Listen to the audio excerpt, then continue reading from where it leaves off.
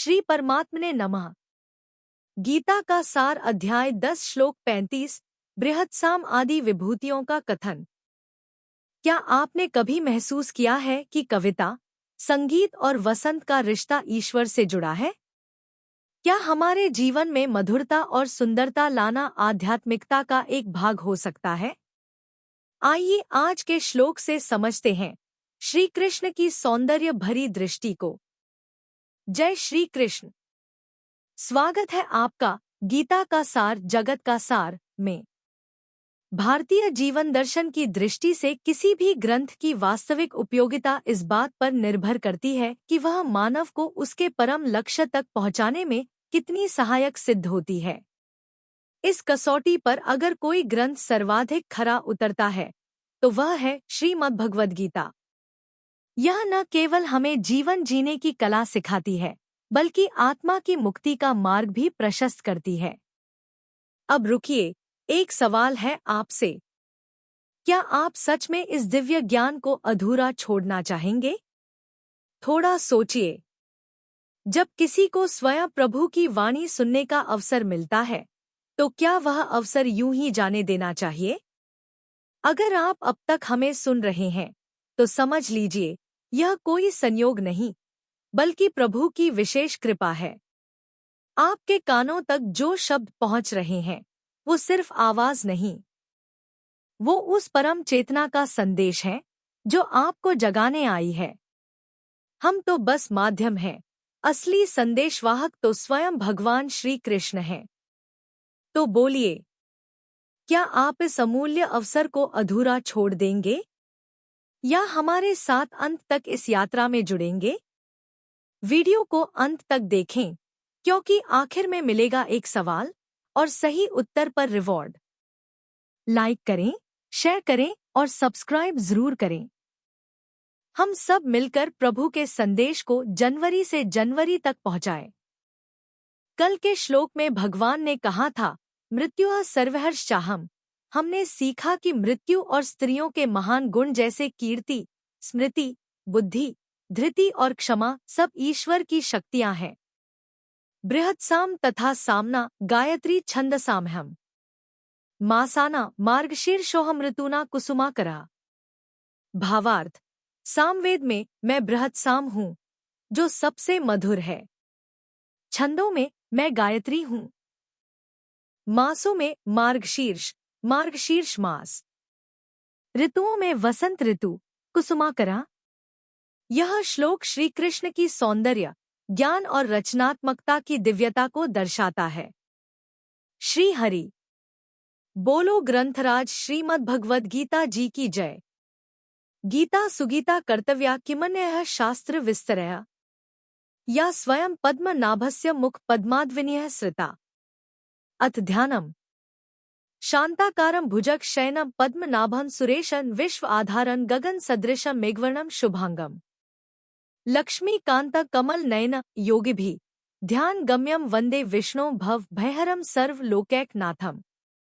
यं ब्रह्मा वरुणेन्द्र रुद्रमृतः स्तुन्वन्ति दिव्यैः स्तवैर्वेदैः सांग पद क्रमोपनिषदे गायन्ति यं सामगाः। ध्यान अवस्थित तद्गतेन मनसा पश्यन्ति य योगिनो यस्यान्तं न विदुः सुर असुरगणा देवाय तस्मै नमः।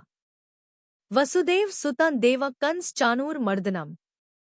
देवकी परमानंदम कृष्ण वंदे जगद्गुरुम। बृहत्साम आदि विभूतियों का कथन। श्लोक 35।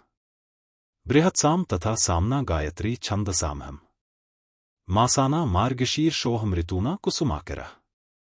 उच्चारण की विधि बृहत्साम तथा सामनाम गायत्री छंदसाम अहम मासानाम मार्गशीर्षः अहम ऋतूनाम कुसुमाकरः। 35।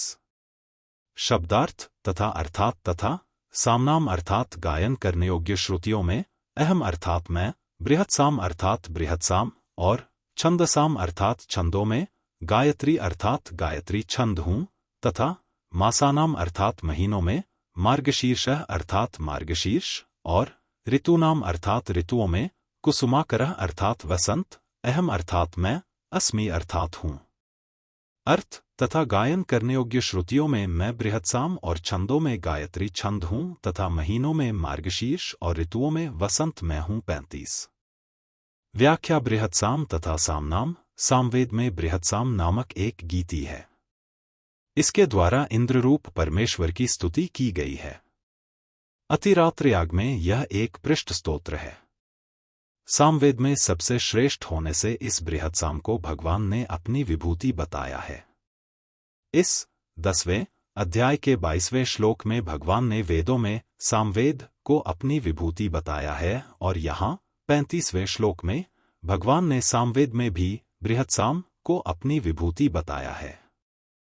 गायत्री छंद सामहम। वेदों की जितनी छंदोबद्ध ऋचाएं हैं उनमें गायत्री की मुख्यता है।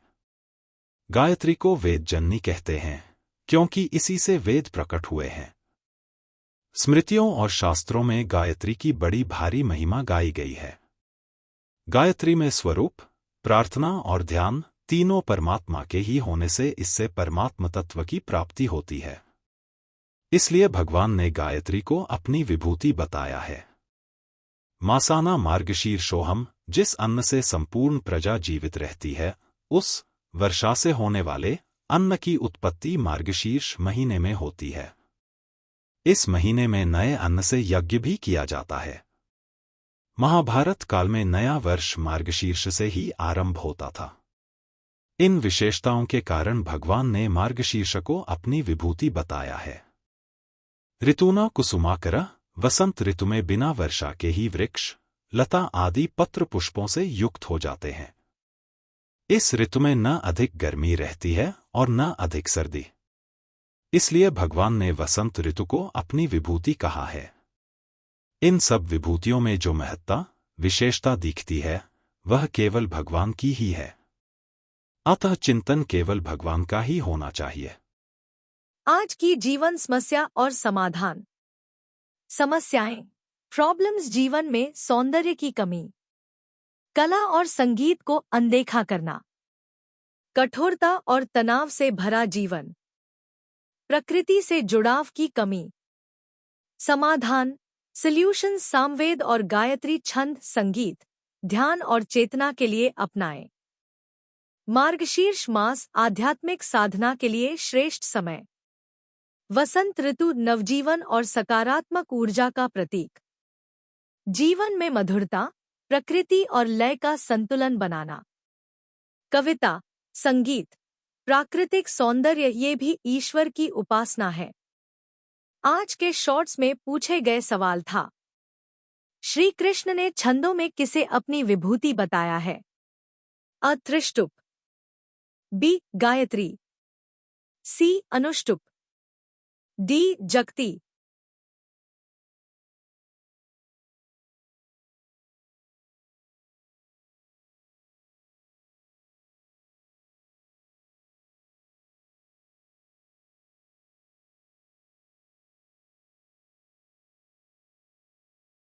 आज के शॉर्ट्स में पूछे गए सवाल का सही उत्तर है।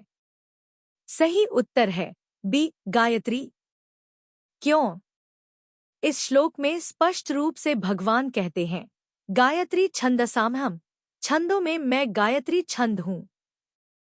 गायत्री छंद सबसे पवित्र और प्रभावशाली माना गया है। यह 24 अक्षरों वाला है और ब्रह्मज्ञान की ओर ले जाता है। इसलिए इसे वेदों का सार भी कहा जाता है। कल जानिए, ईश्वर कैसे चालाकों में भी धूर्तता है और शक्तिशाली लोगों में शक्ति है। श्लोक 10.36 हमें यह समझने में मदद करता है कि भगवान की शक्ति केवल सौंदर्य और संगीत तक सीमित नहीं, बल्कि रणनीति और बल में भी है। अगर आप हमारे ज्ञान से प्रेरित होकर श्रीमद् भगवद गीता का सार और दैनिक जीवन में उपयोग सीखना चाहते हैं, तो नीचे दिए लिंक से पढ़ें ये पुस्तकें।